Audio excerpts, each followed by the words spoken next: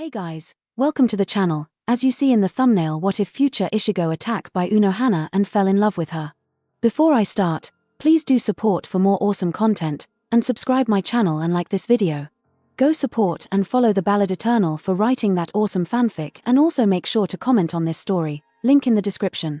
Ichigo Kurosoki. He always hated the rain. It was the herald of sorrow, and it always rained at the worst of times. It was raining when his mother died. It was raining when he was rejected by his family. It was raining when he killed his oldest friend. He ground his teeth together at the memory, the soothing reiatsu of his inner spirits doing little to ease the pain that gripped his heart. He had done what he needed to. He had gotten strong, but it was all for nothing. He screamed internally at his own failure, and even now the only one who had truly understood him was gone, sacrificing himself for Ichigo to have a second chance. A second life. He chuckled at the thought. Chuckling turned to laughter, and laughter turned to an insane cackle. Ichigo had been laying in the rain, giggling, for what felt like hours before he decided to roll over. Rolling onto his back, he sighed as the wind blew over his body. It was almost soothing to think about. The plan worked, he was back, and it was all thanks to the Hogyoku. He reached a hand to touch his chest. Hidden beneath several layers of flesh it Saturday. The purple marble that had the Shinigami fighting for years. He sighed, biting out the name in his head. They had taken everything from him, Rukia, his powers, his life. They had forced him to use that damned technique that had caused too much ruin in his life. If he ever found out when he would make them suffer. He would let them feel every loss he had ever felt and then some. They would pay, but priorities. Sitting up, Ichigo reached up and swiped away some water from his face. Were these tears or rain? Rain, they were rain. He decided to go with that and move on. No sense dwelling on something like that. Not yet anyway, he would have time to mourn the loss of his friend when he found out where and when he was. Based on the density of Reisha and the surrounding grassland, he could only guess that he had somehow transported himself to the Soul Society. Spreading his pesquisa, he could feel many powerful reiatsu signatures, but they were all scattered. Strange. Maybe this was before the Seirei? He did feel extremely drained. He felt his reiatsu and it was disgustingly low. Only about captain level at best. What a shame. He was weaker in this state than a few of the signatures, so he kept his guard up just to be on the safe side. No sense getting cocky before he had a full grasp of where, or rather when he was. Actually taking a second to look around himself aside from his distant surroundings, he found that he had flattened the surrounding plant life with several trees having fallen down behind him. It formed a large circle that spanned several meters in every direction. You were having a nightmare, Ichigo.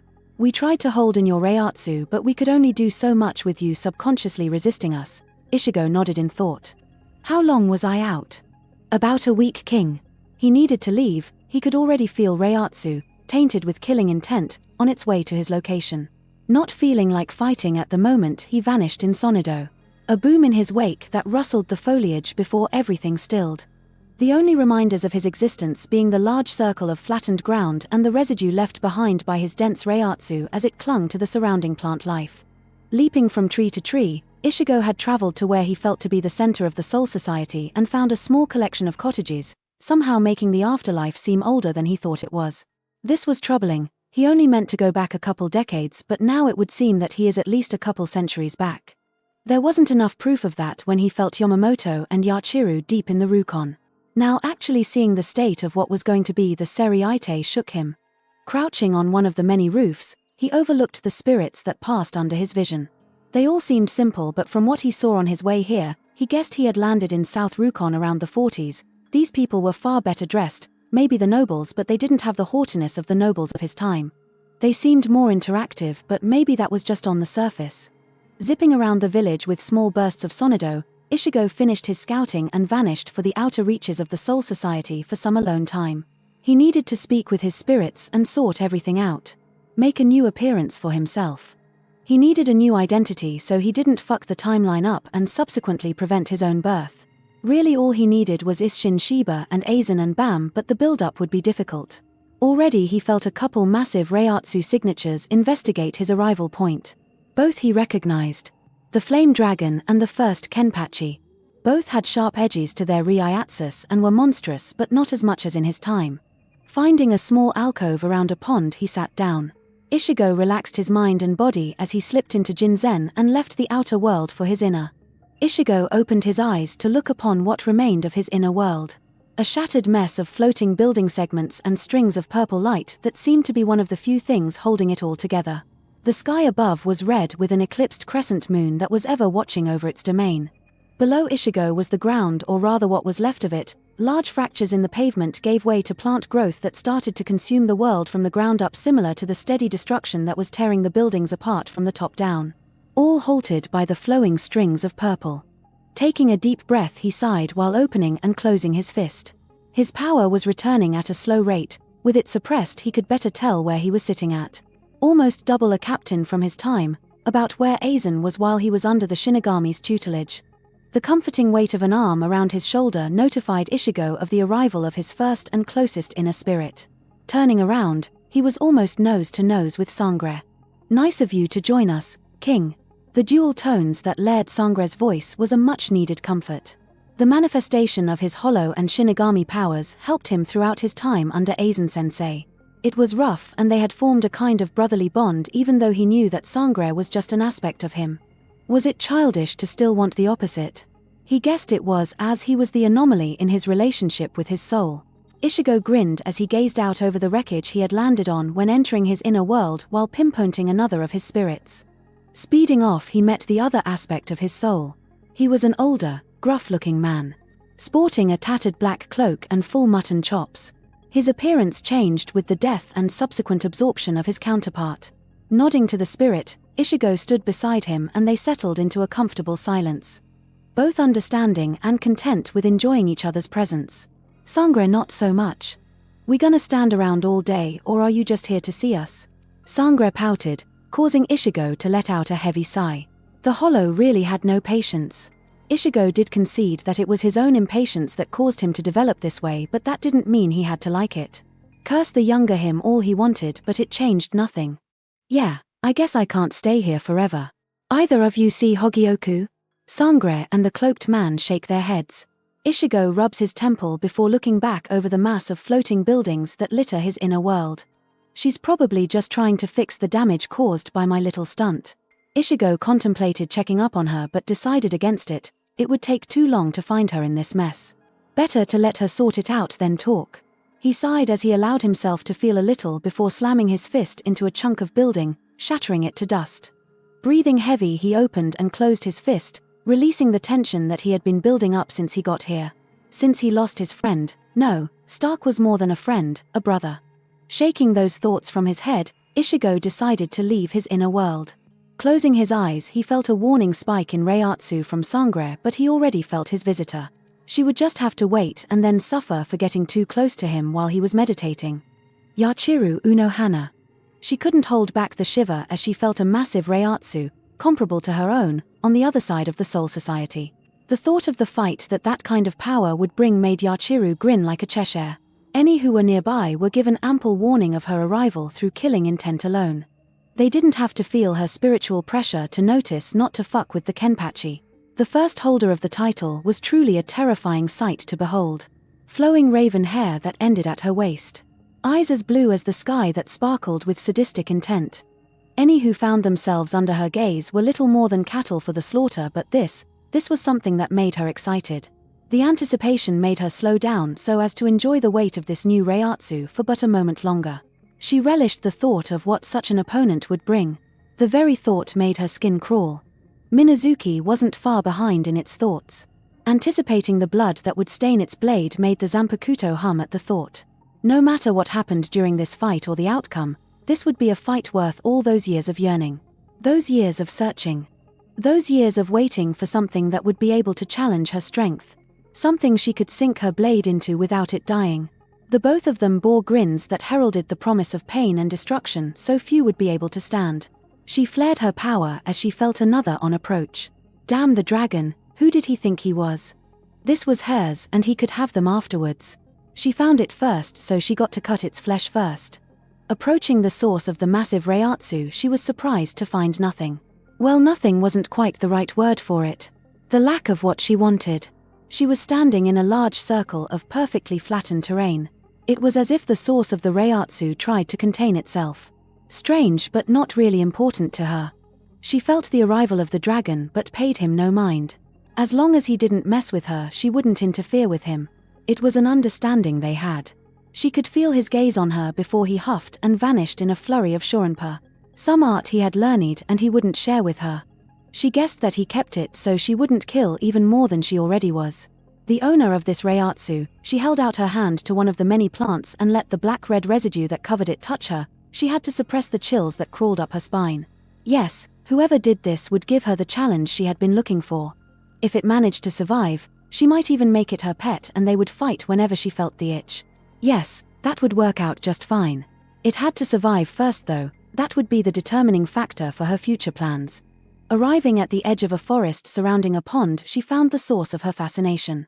Sitting outside the little pond before her was a man with long white and black hair that pooled behind him with orange tips. She walked up to his form and drew her blade and stopped in front of him.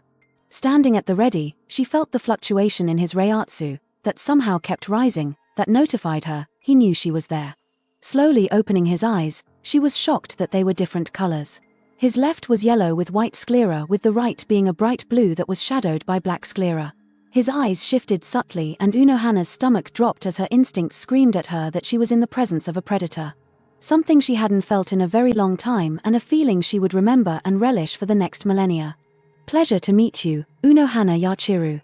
She bypassed the fact he knew her name and immediately went to strike down the one thing to put a drop of warm fear into her cold heart. Ichigo Kurosoki. Slow. That was his only thought as he saw the blade on its descent to bifurcate him. Casually rolling away, he jumped to his feet and drew one of the 3 blades that lay perpendicular to his back. It was a plain black katana with a silver blade and black, manji guard. Twin black tassels hang from the end and slowly move with the steady breeze left behind by the passing blade. Moving at a speed that the future captain couldn't track, Ichigo swings his blade up to slice her neck only for it to connect with Minazuki. Fighting for leverage, they glared at each other, Ichigo with indifference and Unohana with glee. A smirk a mile wide adorned her face. Eyes wide with dilated pupils showing just how excited she was that Ichigo could challenge her. He let the corners of his mouth twitch upwards as Sangre screamed with joy inside him. Allowing his reiatsu to flare, the monsters stared each other down. A swift motion and within an instant their blades crossed again. Both beings screamed with killing intent as they went for strikes at the neck or other vital organs. Deadly blows that were only parried or blocked but never dodged. Ichigo felt his body screaming with excitement that was shared with the woman before him. His blade humming with killing intent and his heart pounding with adrenaline. A rush he hadn't felt in a very long time. Now that he was weaker he could appreciate a fight again and he wished that the feeling would never leave even though he knew that it would once he regained his strength.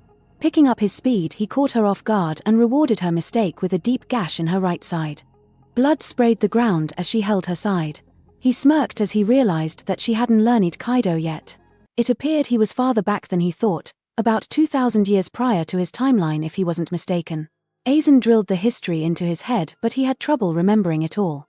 He was trying to fight a war at the time after all and had to dump a lot of non-essential information. What's with the look? Ichigo glanced at Unohana, she stood tall with that grin. No wonder she was the first Kenpachi, she reminded him so much of the brute. He had to admit that she had more finesse. This version of her was a bit rough around the edges but deadly nonetheless. Talkative for someone that was trying to kill me a moment ago. He studies her reaction, noticing the subtle movement of her hand and simply raises his blade to meet hers as she stares at his aloof features. To the untrained eye, they might even seem relaxed but Ichigo knew that she was far from untrained and she knew full well that the strike wouldn't connect. Disappearing in a sonic boom, the hybrid appears several meters behind the Kenpachi. His feet softly touched the ground as blood erupted from her back, painting the ground with her life essence. She didn't go down though. Twisting around she flew at him with renewed vigor and passion as her reiatsu exploded around her. The visage of a demon at her back as he released his reiatsu in response, the mask of Sangre backing him up. Pushing each other away they stood several dozen meters apart. She was breathing heavy and he had hardly broken a sweat. Pathetic. She and Yamamoto were at their prime and this was all she had. It almost felt wrong to take his revenge on such weaklings. Ye asterisk pant asterisk yeah. I'm glad asterisk pant asterisk I came asterisk pant asterisk to kill you. Ichigo allowed his smirk to widen imperceptibly at the comment. She couldn't kill him if he was unconscious. He doubted she could break his arrow, let alone his blunt. She flew at him again and they exchanged another flurry of blows before pushing off of each other once more. Ichigo, not even fazed, and Unohana looking even worse for wear. Big talk for someone who's 1 foot in the grave. She put her Reiatsu at full blast as the ground started to crater at her feet. Minazuki thrummed with power and killing intent as she stepped off the ground to rush her new favorite opponent. Ichigo shifted his foot as he matched her Reiatsu and pushed off the ground with a sonic boom in a rush to meet her in the middle, letting his teeth show as a grin took over his face. Oh, had he missed meeting blades with someone so similar? It took Grimjo beating his head in a number of times before he figured it out and actually started to accept himself, but he did it and he was glad for it. As annoying as the panther was, he did serve a purpose in the grand scheme of things. Bloodthirsty red met an unshakable blue as the two forces of nature clashed in a vibrant display that put Byakuya's Bankai to shame. The aftermath of the Clash of the Titans was a crater that spread over a kilometer in any direction. Unohana was left bloody as she used her blade as a crutch, while Ichigo seemed no worse for wear. The edges of his robes were singed, but nothing major to the veteran. Looking up, with the last of her strength, Unohana met Ichigo's eyes. "That was the most fun I've had in a long time, boy." Collapsing into a heap, the woman fell into unconsciousness. Casually walking to her side, he started to heal her using what Kaido he knew. She reminded him of the brute, and so he would keep her alive, if only to have some more fun later. During the fight he had felt some more of his power return to him, but he was at about an eighth full. What a shame. Had she fought him from the moment he had arrived, she might have won, but she waited till now, and that was the arrogance that he wanted to rid the Shinigami of. He would just be back where he was in his timeline if he killed them all, and if this is before they even formed, then he might as well build them up to be the balancers that the world needed. Maybe then he could right his own wrong. His Reiatsu fluctuated as his other hand reached for his chest to just above his heart where a cavity had formed. Being a mix of all the races had its perks, but it also had its fallbacks, and the hole in his chest being one he had tried to forget the most. A constant reminder of just what he was and why he had to do what he had done. Ichigo watched as Unohana was stabilized and moved to a tree that had fallen in their last clash. Sitting down, he decided to wait for her to fully heal. He didn't know how much his presence would change things, but he didn't really care. For better or for worse, he would see to it that he righted all the wrongs of all three races, and then he could be at peace. First things first, he needed a new name and new clothes. He couldn't allow anyone to realize who he was when this timeline's Ichigo was born. No matter what happened, things would be interesting. That was just the way his life was. Letting a smirk cross his face now that he was alone. This will be fun. Yachiru Unohana. The first thing she noticed upon waking up was his presence. The Reiatsu weighed on her with an edge that served as a warning enough for her to realize that she wasn't the predator here. When she woke, it fluctuated. He knew she was awake. Opening her eyes, she was met with the dark of night. Had she been out that long? Her hair shifted as she moved, slowly, into a seated position. The man was crouched not too far away, stoking a small flame. It had his Reiatsu coming off of it, and she wasn't sure how he had made the fire, but however he did it, it was a deep red. She jumped when his low baritone cut through the silence between them. Without looking over, he rested his hand on his Zanpakuto when her Reiatsu spiked in response to his voice. "I wouldn't do that, unless you want to lose a second time." It was a warning and she knew it. Between his Reiatsu and the subtle threat, she figured she might as well humor the man. "Who are you?" She moved to sit beside him after stealing her resolve. He briefly glanced at her and scoffed. "I have no name, not yet. I know you may have a lot of questions, but I don't want dinner to get cold, so I'll answer what I can afterwards." It was then that the smell hit her. It was heavenly. At least she would say that if she wasn't already in what most thought to be heaven. She supposed that her questions would be able to wait till after she replenished her Reiatsu. She figured that she would feel more hungry, but she pushed that thought aside when a small bowl was set in front of her. It was meat over rice with a soupy mixture to the side. Without thinking about it more, she dug into the meal and hummed as the taste hit her. It was a little spicy, but it complemented the meat's texture and flavor. She thought she saw a small smirk spread on the man's face, but it left just as quickly as it came. For some reason she felt that the smile didn't suit his face as much as the scowl she had seen when she first found him. "Wab id dith." Trying to talk with her mouth full, Ichigo shook his head lightly. "It's a special dish. I made plenty if you want some more." Motioning to a bowl that sat by the fire. She greedily filled her plate up and dug into the food with increased vigor. Slowly looking up, she caught the man deep in thought. His guard was down, but she felt it would be a bad idea to try something now. He had given her a good fight, then healed her somehow and finally fed her. It felt strange, she hadn't been beat in a while. There were those she didn't want to mess with, the monk, Yamamoto, as well as a few others that were equal with her in strength, but this being in front of her seemed to dwarf all of those. She had felt it, the resolve that was. His blade screamed of pain, but he didn't do anything till she did. He waited for her and she didn't know if that was weakness, stupidity, or strength. Maybe it was all three. Closing her eyes, she let the last of the curry slide down her throat before letting out a sigh. Looking over at her healer, she lifted an eyebrow in question. What? It was a simple question, but she didn't really know how to answer it. She hadn't been beaten so badly and she wanted more. Maybe that made her a masochist, but she didn't care. It felt good and nothing aside from the dragon had done any better against her. There was something else about him too. Something that made her gravitate to him. It seemed silly to think about it, but his aura promised protection. He had healed her, and if he had an inkling of knowledge on her, which he did have with him knowing her name and all, then he would have left her to die without so much as a second thought. What are you going to do now? She watched as he lay back and stared at the night sky. She could tell he was deep in his thoughts, maybe even communing with his Zanpakuto. Speaking of which, she found it odd that he had 3 blades. She had never seen anything like that. Maybe the other 2 were for show, but if he had a Zanpakuto then it wouldn't make sense to have any blades just for show. She shook her head as she watched the man. I don't know, maybe wander, find something to do with my life. Possibly find a strong hollow to fight. He seemed a bit out of place here. She sympathized, she had nothing better to do with her life too. The dragon wanted nothing to do with her, but if she was right then times were about to get interesting. She didn't know how she knew, but something like whispers on the winds. The very air seemed to say that change was coming, and she felt that it started with the man in front of her.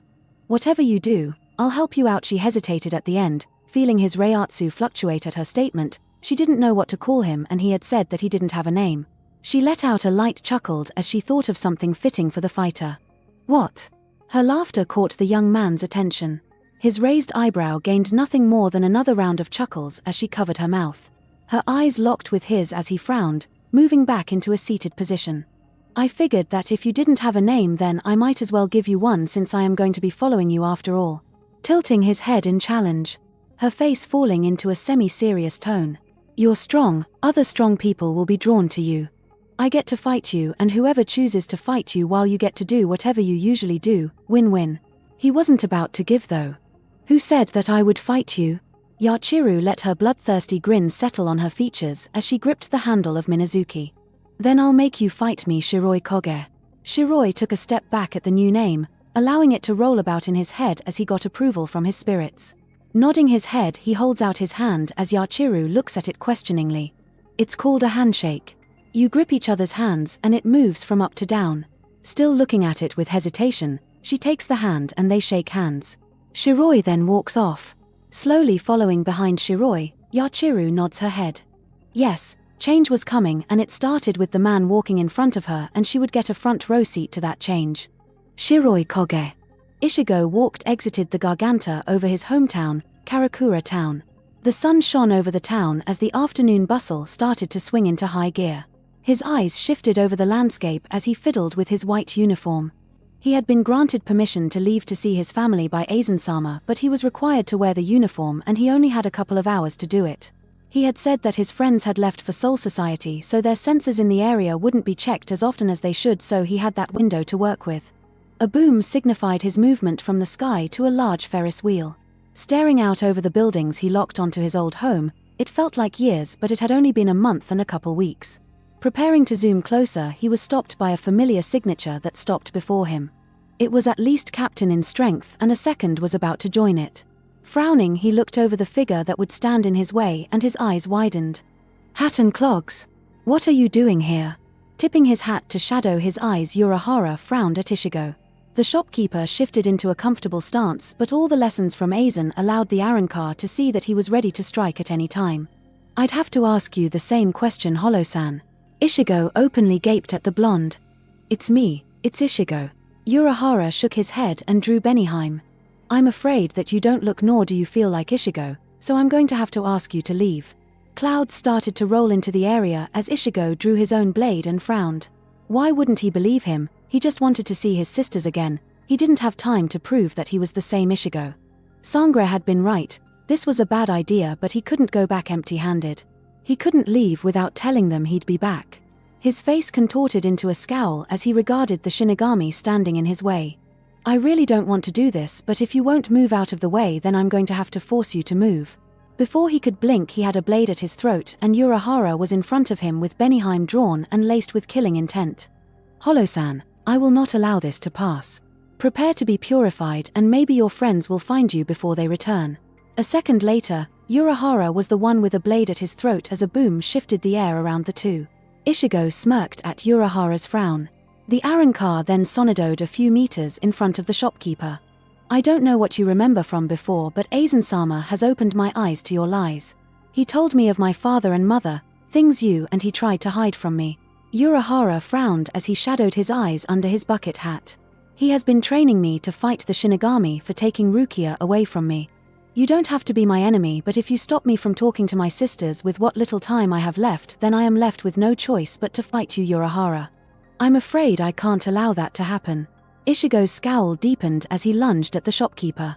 Crossing blades, he could feel the intent behind Benihime, pure bloodlust, but there was something deeper than that, hope? It was so faint that he questioned if it was even there or he was going insane. The two separated, and Ichigo had tanked a red blast of energy from the former captain's Zanpakuto. It scored a small gash on Ichigo's side that revealed a black tattoo, but nothing that could identify what it was in full. Ichigo sighed as he started to build up his Reiatsu as he pointed a finger at Unohana. If you continue to stand in my way, then I'll just force you to yield. A small ball of blue energy formed at his fingertip. Before Ichigo could release the Sero, he was stopped by something as his vision was distorted for a moment. When he could see, a second later, he was greeted by someone he hadn't expected to see in such a manner. Time seemed to freeze as Ichigo stared at spiky black hair with a scruffy black beard to match. Dad! Thunder boomed as the area was illuminated by a brilliant white flash. Shiroi woke up in a cold sweat. Blinking, he stared up to the stars that drifted overhead. Feeling Yachiru shift in her sleep to his left, he sighed. Taking a deep breath, he reeled in his Reiatsu and settled on making some tea. Slowly rising, he grabbed a makeshift set and started to heat some water that they liberated from a nearby village. Over the last several years that Shiroi had spent traveling with the soon-to-be captain, he had learned a great many things about the history of the Seirete and the Soul Society as a whole. It would seem that in its early history, when Yachiru was a child, the Soul King had created the Central 46 in the center of the realm and appointed 5 individuals of great knowledge and power to run the noble clans that would in turn shape the Soul Society to become a better and safer afterlife. This was centuries before he arrived. To find out that what eventually became the Gotei 13 was actually just simple guards in 5 squads that were headed by the clans, it made the hybrid's head hurt. Taking a sip of the tea, he hummed at the taste. It was a good thing he had convinced Yachiru to help him get them. Worth the time investment. A stir in the Reiatsu of his friend let him know that his companion was awake. Waiting for her to join him by the fire, he started to pour her a small cup of tea. Keeping tabs on the surrounding area, he was already aware of the approaching signature but decided to put it to the side in favor of making the tea worth her waking up. Looking up with the tea already in his hands, he makes room on the fallen tree for Yachiru. She nodded her thanks to him and they sat in silence under the darkness as the light of the flame danced on their skin. A soft breeze shifted their hair in its movements. You don't sleep much, do you? Shiroi swallowed his tea as he shook his head. Not really a need to. He let a small smile dance on his features as she struck his shoulder. It would have shattered his bones if he didn't have his hero up. Even though it didn't hurt him as much as it should have, it still elicited a small groan of pain as he rubbed the damaged limb. Throwing a half-hearted glare to her, he sighed. It's nothing to worry about. His eyes couldn't stay on hers as he shifted focus back to the fire. Taking another sip, he felt her eyes stay on him. She really wouldn't leave him alone about this. What do you want from me? This seemed to anger her as her Reiatsu spiked and a heavy amount of killing intent was set on his shoulders. I don't know what's been going through that thick head of yours, but even people like us need to sleep every now and then, and I have not seen you sleep longer than a couple hours since we've been traveling together. What's bothering you? And don't lie, I'll be able to know.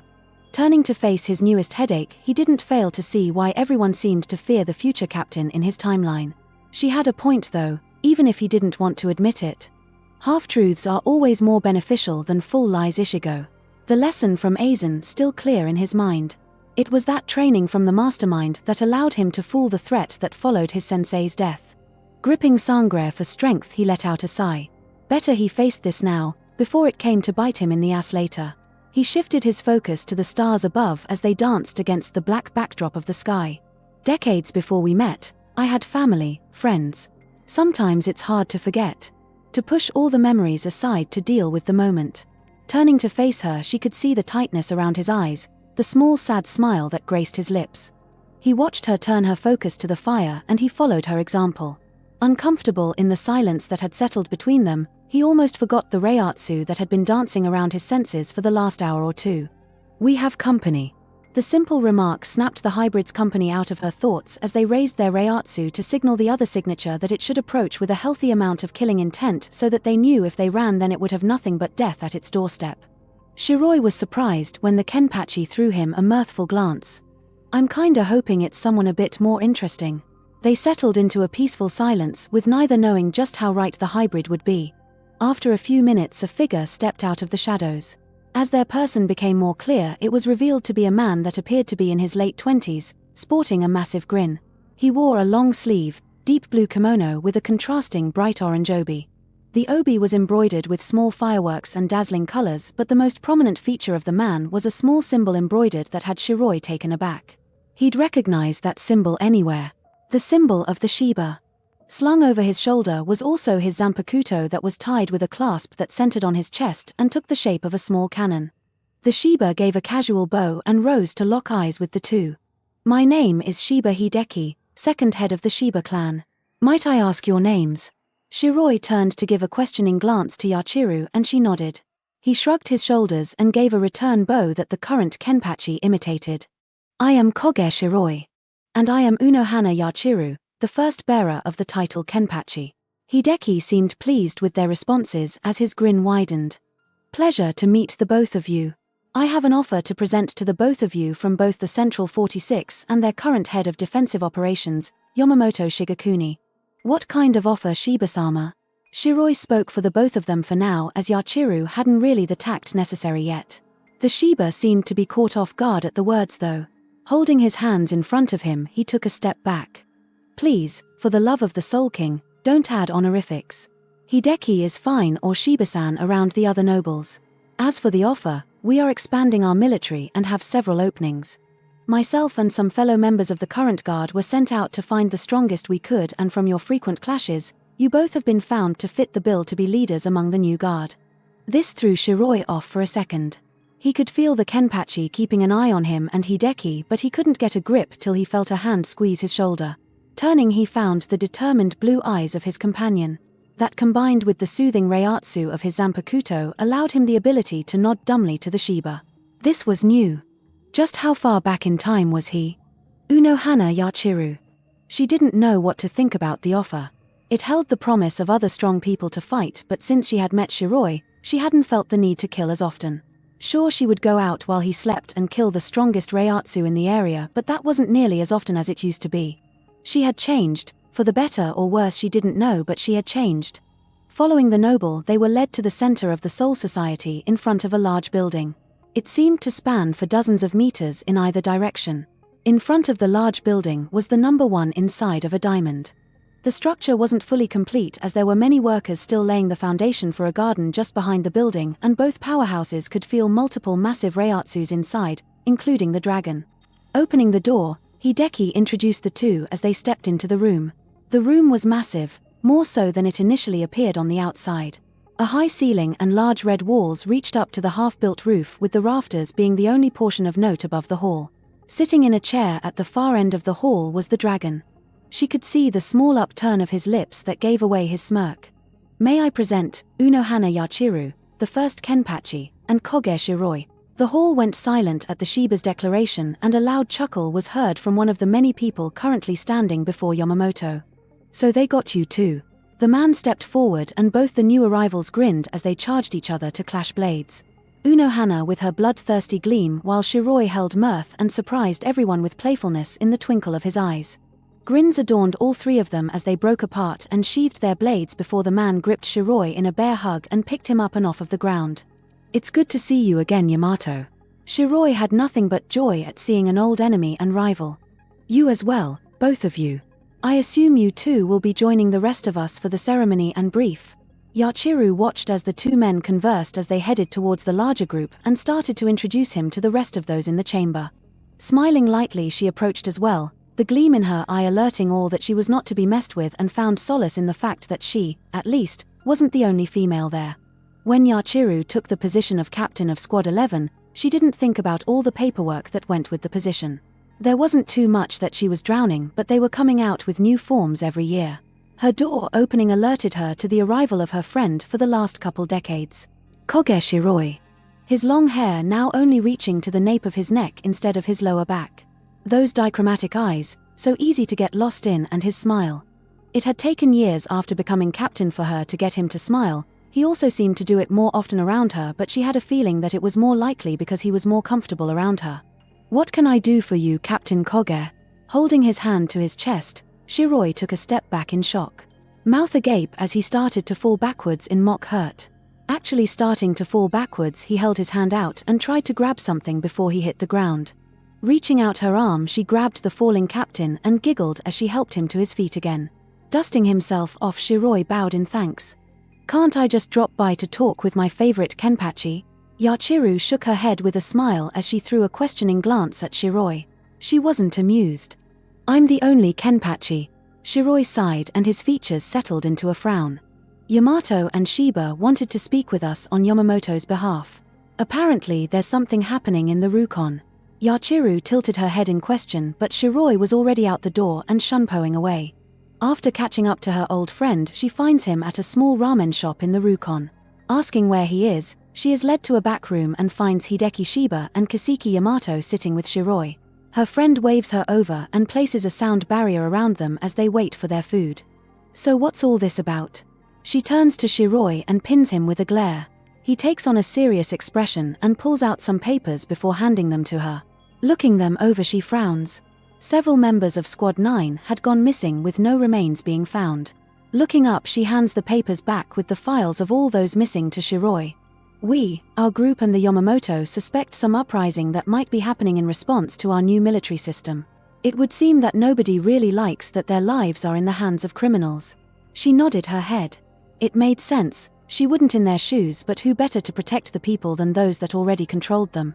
It didn't bode well for the future, as all those in the reports were from minor noble families.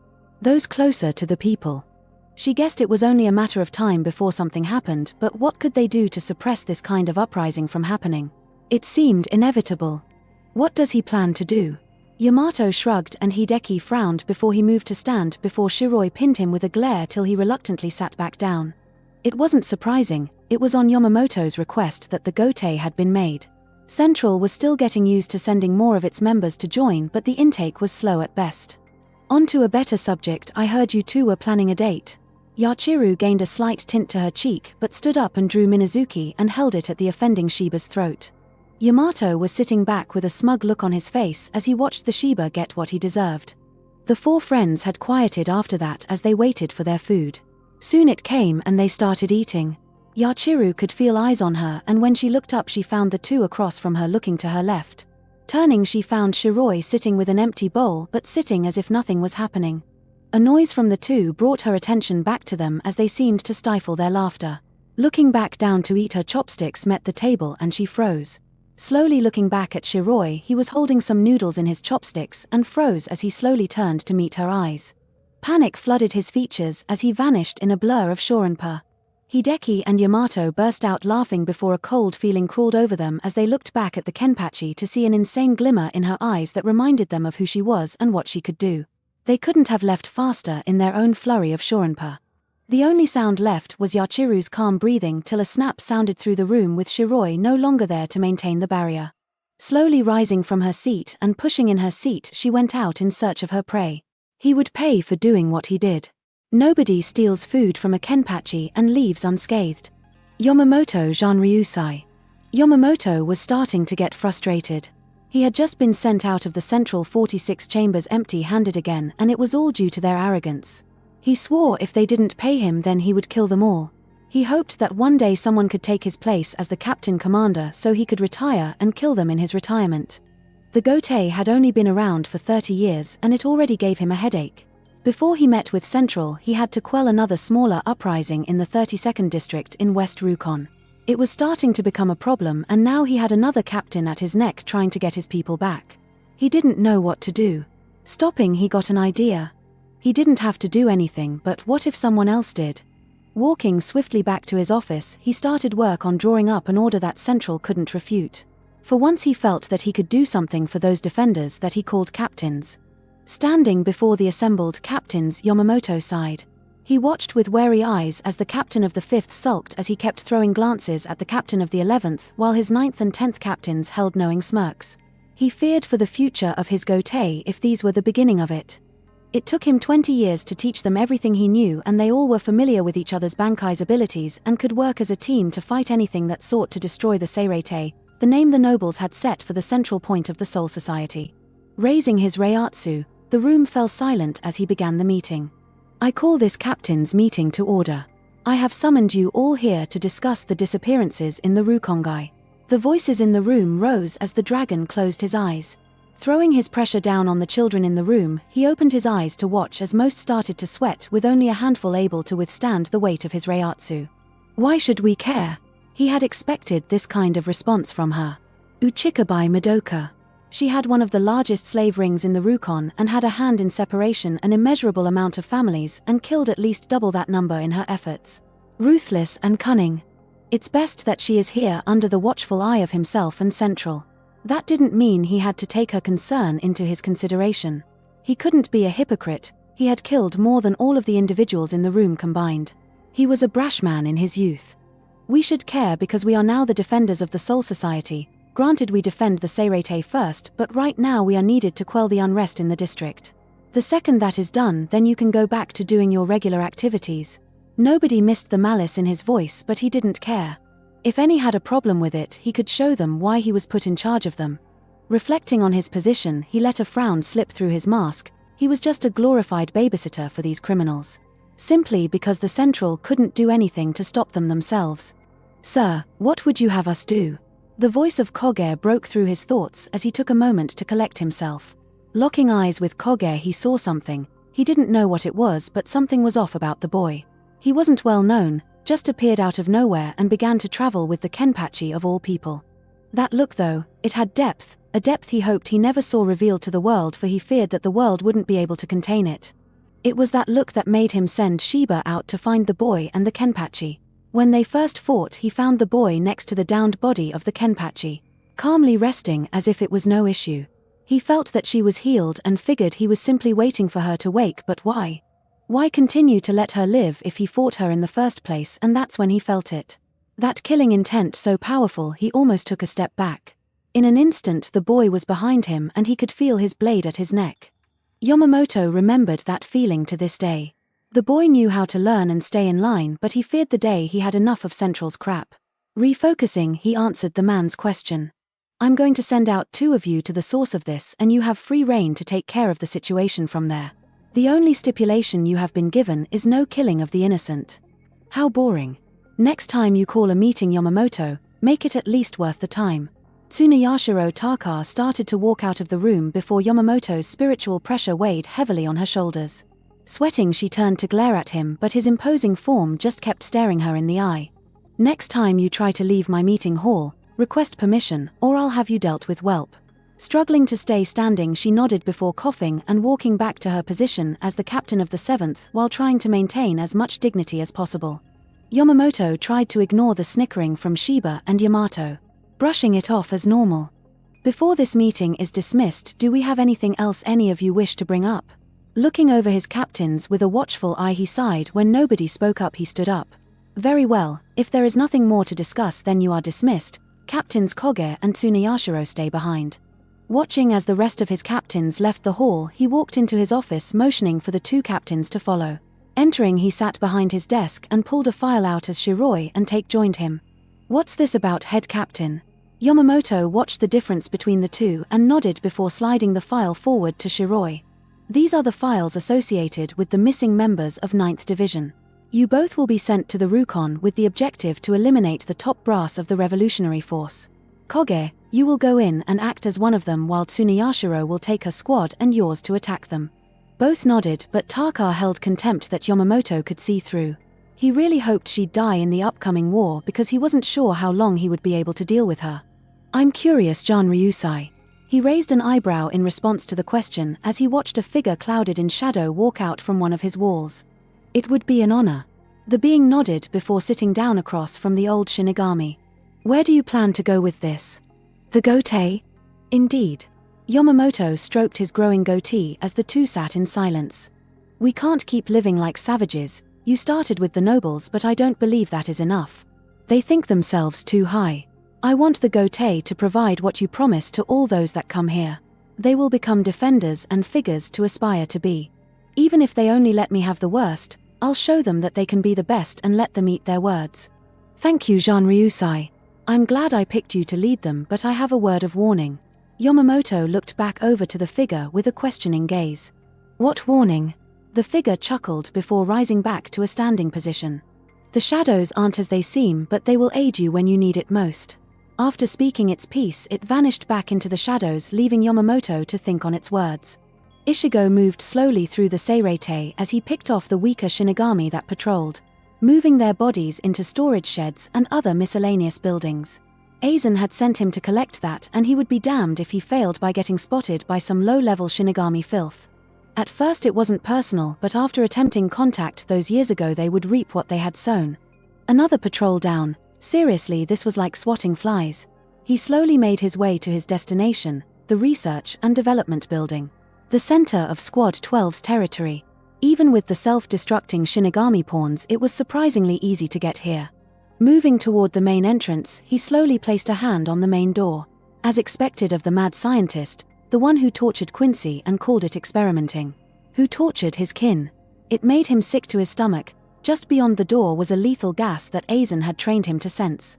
It filled the corridors to an insane extent. One breath would probably have killed him had he been weaker. However, he had his own tricks. Pushing into the door, Ichigo vanished into his own shadow and reappeared within a much larger chamber. He was given a map of the facility by Aizen, and he had memorized that map. Knowledge was power, as his sensei always said. Moving forward, Ichigo approached a wall before forcing a massive amount of Reiatsu into the secret door, disintegrating it. For a mad scientist, he was predictable. However, Ichigo barely noticed the wall behind him move as he entered the hidden chamber. Using a low-level Kido, Ichigo illuminated the room, and standing before him was a box, the box containing the other half, the item that had been stolen from Aizen in a last-ditch attempt to weaken the almost godlike Shinigami. It was before him, practically on a silver platter. Stepping forward, he reached out and slowly removed the lid, revealing a small purple marble. It shone with power, and it called out to him. It was Aizen's gift to him for being faithful and his final test. One that he had passed. Reaching out, he slowly picked up the marble before his world froze. If it isn't a filthy hollow, come to play? I hear you're quite the catch if you can kill that insect, and the dog fell right into my lap. Ichigo could only curse himself at his own foolishness. He had gotten cocky and overlooked the madman while solely focusing on the traps. He was an idiot and could feel Sangre screaming within him. Now I do believe I have a table here just for you, Holo-san. Ichigo couldn't even feel the attack that knocked him out. The last thing he saw before darkness overtook him was a faint purple light as the Hogyoku fell and shattered against the ground. Shiroi stood at the end of a large table that depicted the entire West Rukon district. It was laid out with several wooden figures depicting troop placements. The rebels had been moving against the Shinigami forces that had been harassing them for months now. It was a losing war till Shiroi had shown up. If not for him, then they would have been wiped out for sure. Shiroi. Looking up, his eyes met the leader of the operations.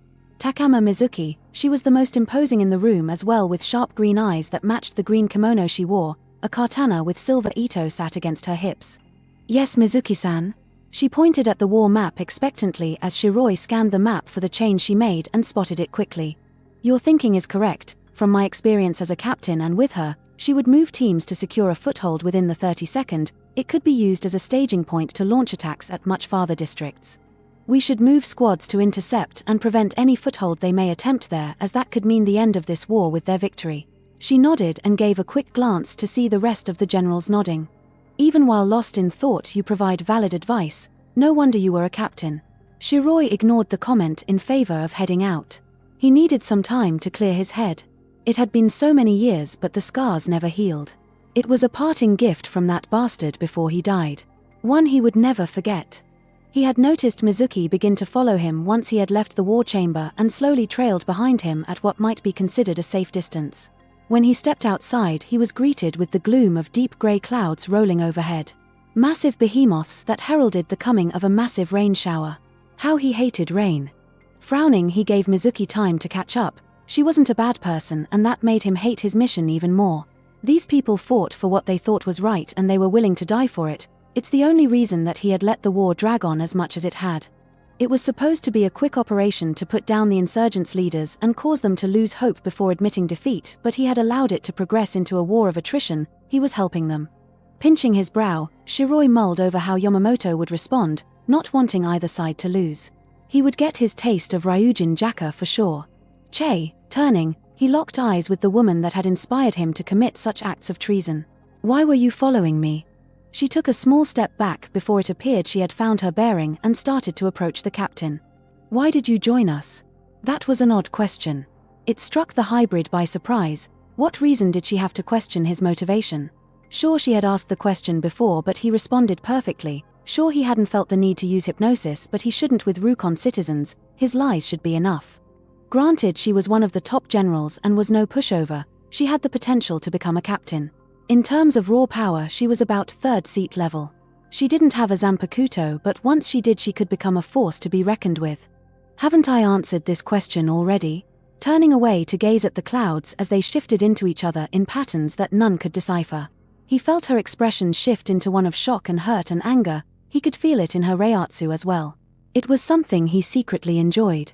One of the many traits passed to him from Aizen, the man that made him who he was today.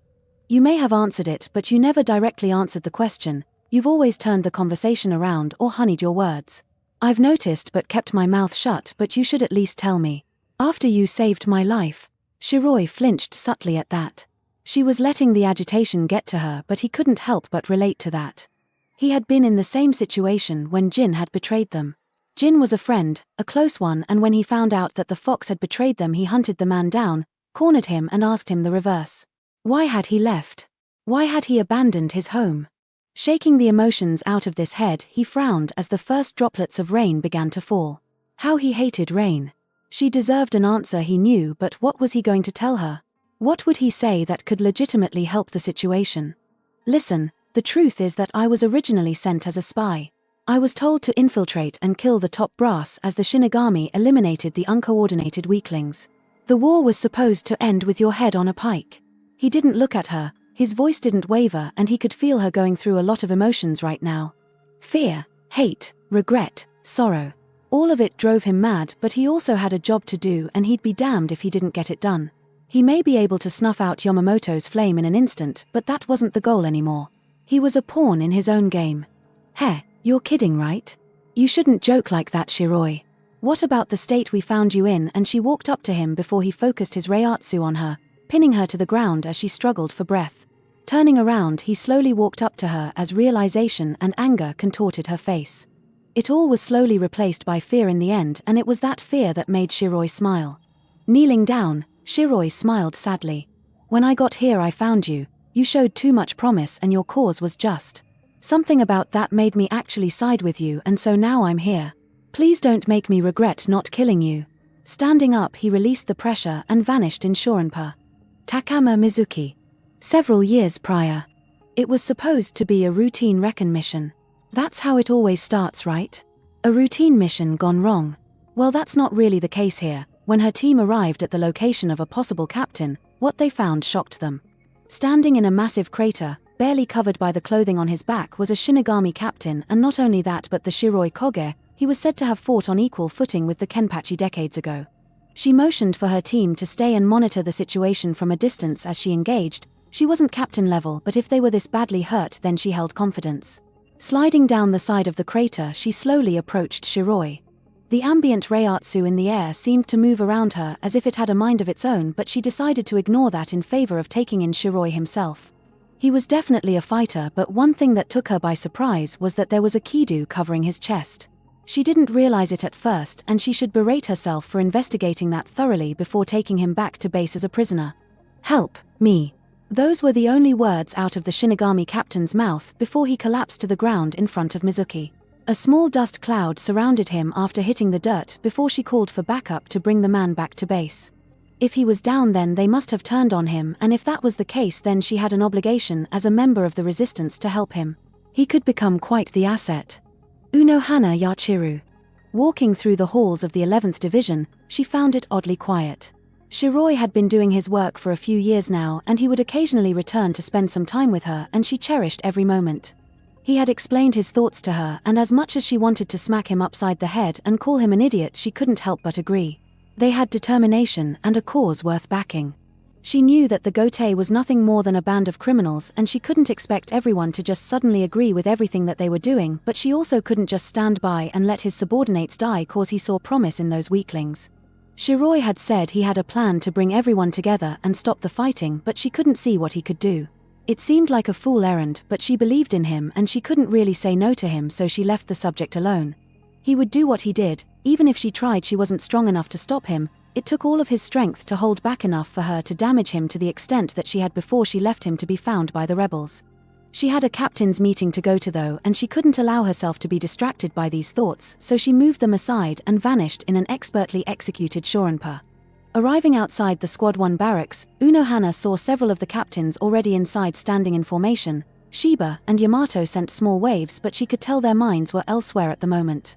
She took her position and waited as the last of the captains arrived. 2 of the positions were vacant, with Shiroi on his infiltration mission and Taka retaliating against the rebels. Eventually Yamamoto stepped out, releasing his spiritual pressure to signify the start of the captains' meeting. Before we begin, I am aware that you are all discontent with the war and the length that it has drawn out to. However, Captain of the 5th has informed me of his plan and I approve of it. I will leave it at that, but for now I would have Tomohiro Chikako report on the incident from West Rukon District 80. This was interesting. News not related to the rebellion.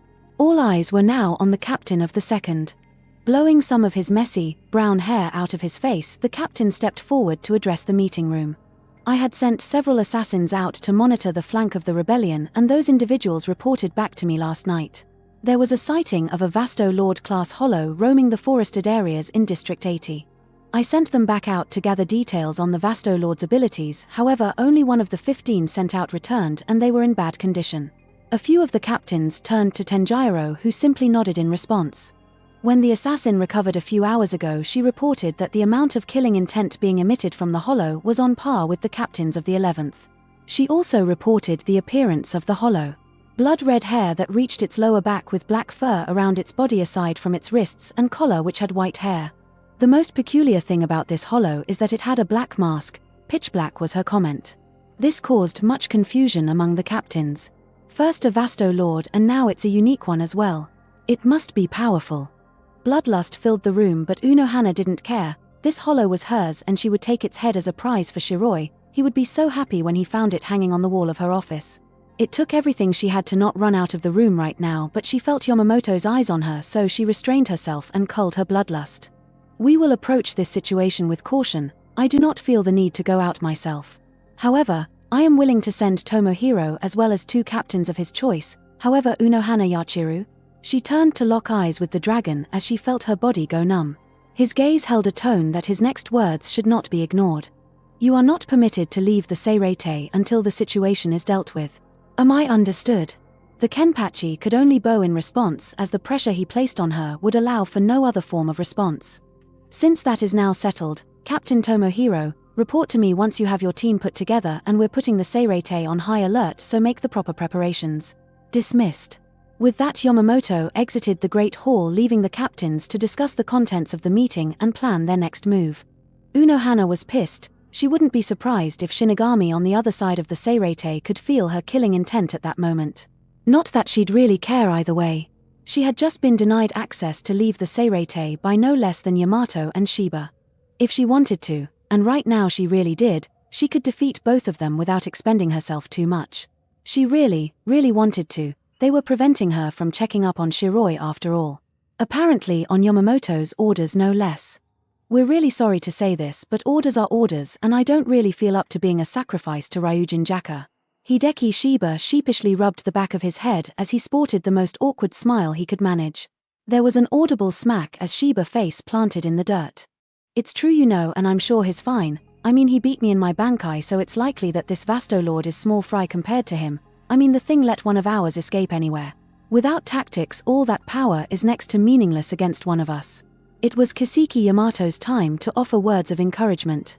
They did have a point. Shiroi was the strongest of them all. Even Yamamoto didn't feel comfortable in a fight against him, so it would stand to reason that he would be fine, but at the same time she couldn't help but worry. If he were to go, then she didn't know what she would do. She might do something as crazy as quit being the Kenpachi and just join the 4th.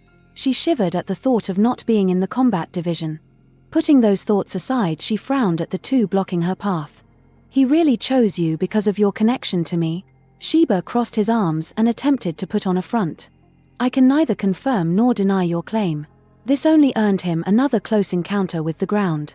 It was beginning to crater at this point in time, but it did lighten the mood, and Unohana was grateful that they were trying. Come on Yachiru, let's go get a drink and put our faith in the monster amongst monsters. Yamato began to lead the way, and once both of them were ahead of her, Unohana let a small smile slip onto her face. She should have trust in him. Besides, if Shiroi didn't come home soon, then he'd have more to worry about than just a hangover in the morning. Shiroi Koge. Walking back up to the main war chamber, Shiroi spotted Mizuki staring at him. She nodded, and he could tell what she meant. She hadn't told anybody about him or his reasons for being in that room with them, and he was a little grateful for that. He just had to wait for his plan to come to fruition, and then there would be peace once more. He just needed to push the right buttons. Walking up to the board, he moved some of the wooden figures around and put down one of his own. What's this? Shiroi presented the board to the standing leaders of the rebels. The Shinigami have sent a scout party to our rear to test our flanks' defenses. I defeated them, however more are likely to show up, so I recommend sending a small squad to clear the area and find a suitable place to set up a defensive wall. Something to protect ourselves from being attacked from behind. There was a mix of shocked gasps and worried whispers that went around the room before they calmed down. How big was the scouts group? One of the standing generals who protected the West Districts, 30 to 43, questioned. It was a party of 12, although that's just what I saw. They appeared to have been running from something as well, so keep your guards up. We don't need more dying to hollows than necessary. The group understood the threat of hollows. It's one of the problems of being pushed this far back. They had to deal with ambushes from both Shinigami and hollows. Most would like to think that this was the only reason that they were even losing this war. Very well, we'll send 2 teams of 20. One will work on construction of the base while the other is the guarding unit, and they will swap out periodically as determined by their commanders.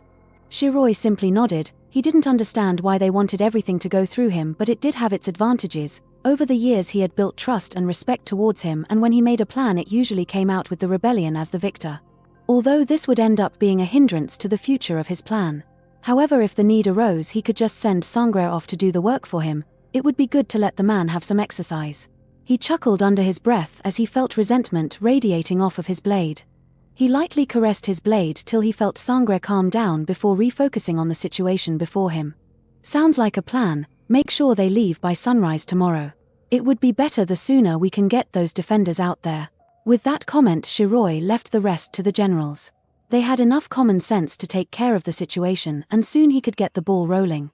After coming here and deciding to build the Quincy, Hollows, and Shinigami to be proper civilized groups, he had, not surprisingly to him, found that the Shinigami were by far the most difficult to work with. This would be a pain if he hadn't been trained by Aizen. As soon as he was out of sight of the room, Shiroi vanished into the shadows. Living World, Japan, Tokyo no Ichigeki. Rain was coming down hard as Tokyo took a strange stance. A bright blue light illuminated the area as a bow of similar color began to form in his hands.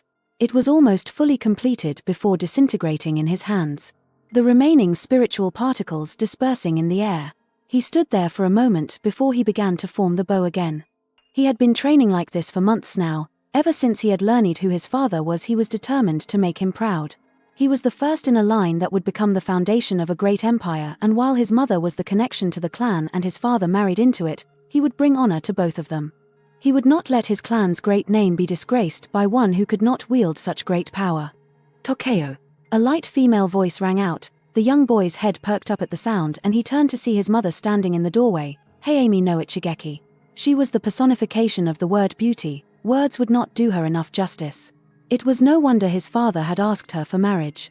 Tokyo, It's time for dinner." As if on cue, the young boy's stomach let out a cry for food as he ran towards his mother. Quickly stopping to take off his zori and entered the building. Sitting at the kotatsu, waiting for them was his father along with the clan head. Bowing low for both of them, Takeo moved to wash off and change clothes before returning and joining the family. Takeo was going to begin a new branch of the clan due to his mother being the sister of the clan head. He was learning just the same as his cousins from both his father and the clan elders in order to be a proper noble. "How was training today, Takeo?" After giving thanks and exchanging pleasantries, the group settled into their familiar family talks. It was always a rare treat for his father to make an appearance, not that he resented his father by any means. Takeo understood that his father was a busy man and so did the others, and he would still fulfill his part of the workdays in advance to make up for his absences, although it would be nice to have him around more often. "I've managed to follow your teachings, Oyajisama, and create a bow. It doesn't stay like you say it should, but it's there." He was excited as this was the first time he was able to do that, and he could see the pride in the eyes of his father. "That's really impressive. I didn't have a hold on it till I was in my late teens, but you seem to have gotten the basics of manifestation at your age." With the context, his uncle, the clan head, seemed to be beaming with pride as well. He didn't show it well, but having lived with the old man for all 11 years of his life, he could see it, if only barely. "Takeo, I want you to know I'm proud of you, and I know you'll only improve from here." Takeo couldn't believe his ears. He would devote himself to the clan and to his father. He would practice any chance he got in order to prove himself to them. After more small talk and finishing the meal, Takeo was excused, but instead of going to his room and sleeping, he stayed just out of eyesight to listen in on the adults. "He's a fine new man and you've done well raising him, Ichigaki-sama. Hey Amy. Thank you for all your help and willingness to deal with my constant disappearance." Takeo could only assume his father was bowing deeply to his mother and uncle. "There's no need for that. We're family, and to be honest, don't tell anyone I said this, but you've brought more honor to our family by joining it than I could have on my own. We're equals at this table." His uncle was being very brazen about it, but it only made him more proud that he was the son of his father. "Thank you for that honor. Now, as you're aware of the situation, you made sure nobody is aware." A pause took the room and Takeo held his breath. What were they talking about? What situation did they need to keep secret? "Thank you again for this. It helps me more than anything. I will have to leave so I can clean up the mess there, and then I'll be able to spend more time around here helping both of you. I'll be able to take leave after pieces 1. I may not be back for around a year, so please keep an eye on Takeo, and you know how to contact me in case of an emergency. He's going to be strong and bring much honor to your family and be an excellent warrior. We are well aware and will aid you in anything you need. Take care and please come back alive. I'd never forgive you if you didn't." Takeo flinched. He could feel the intent behind her words without even having to see her. "Don't worry, I'll come back. Now I just have one last thing to take care of." There was a sudden movement behind him and Takeo was in the air before he noticed anything happened. His father was carrying him into the main chamber and he could see his uncle and mother with cups of tea, both wearing smug grins. He struggled, but no matter how much effort he put in, he was stuck. Pouting, he was sat down across from his father and mother, both grinning from ear to ear, although he could see the irritation in Hayame's eyes. He was going to feel this in the morning, but then the thought struck him, if father was still saying goodbyes, why was he still here and why was everyone smiling?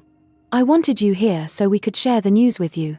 Tilting his head, Takeo was about to ask, but his father motioned for him to stay silent. "You want to tell him?"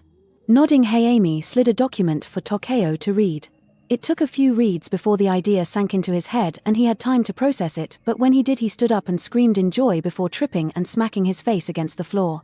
"You're going to have a sister." His father stated it so matter-of-factly. His father was magic, but could he really tell gender? Breaking it down to the real questions. "Tell him what we're naming her, Otto." Takeo's father mulled over the thought for a second before he turned and got a nod from the clan head. "I guess that settles it. We're naming her Misoki no Kurosoki after my mother and taking my clan name." Takeo beamed at the idea. If she was going to take her father's clan name, then that means... "I can see it in your eyes. As a branch family of the Ichigaki clan, the Kurosokis will become their own clan. I've already sought approval from several other clan heads and it'll be official when I can come back and be around more often." Takeo's eyes gleamed with the childhood delight that used to fade from all the training. Bright blue eyes. He could see his father's expression soften as he beamed. Standing up, his father bowed to everyone before vanishing without a sound. Takeo reached a hand out to where his father used to be. Where Ichigo used to be. Thanks for watching this video. You realty enjoy this video. Like, subscribe, and comment down below, and turn on that bell notification. Don't forget to support and follow Ballad-Eternal for writing that awesome fanfic, and also make sure to comment on this story link in the description. See you in the next video. Goodbye.